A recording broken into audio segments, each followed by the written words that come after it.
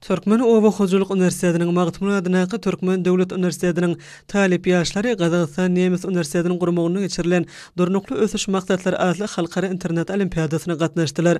Ma'lum bolşal 2013-nji ýylda Birleşen Milletler Guramasy tarapyndan 2030-njy ýylaçany döwür üçin durnukly ösüş ulgamyna gün tertibi kabul edildi. Türkmenistan gün tertibini işläp taýýarlamagy işçiň gatnaşdy. O durnukly ösüşiň 17 maksadynyň ählisini elkinjilik hataryna resmi taýdan kabul eden ýurt boldy. Beýleşik durnukly ösüş maksatlarynyň bir näçe ugurlaryny öz içine alyp, ol 2 tapgyrda geçirildi.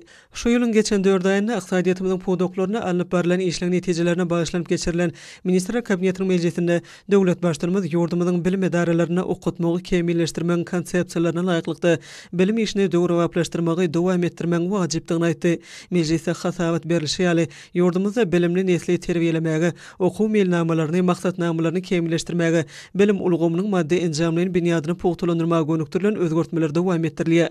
Hormatly prezidentimizin hemem gahrman arkadagymyzyň himayet gollawlary bilen bilim ulgamyna halkara hyzmatdaşlyk ösdürilýär. Halkara olimpiadalar, dörejilik bäsleşikler ýetigderli gurulýar. Talip ýaşlarymyz hemem mektep okuwçylarymyz awrely halkara bäsleşiklerine baýrakly orunlara munasip bolýarlar. Ýurdumyzyň ýokary okuw mekdepleriniň talipleri halkara bäsleşikde işçilik görkezdiler. Durnukly ösüş maksatlary adly halkara internet olimpiadasyna Türkmen Oba Hojuluk Üniversitetiniň 4-nji ýyl talibi birinji orna munasip boldy. Şeýlede ýurdumyzyň beýleki ýokary okuw mekdepleriniň gatnaşan taliplerim 2-nji, 3-nji orunlara munasip boldular.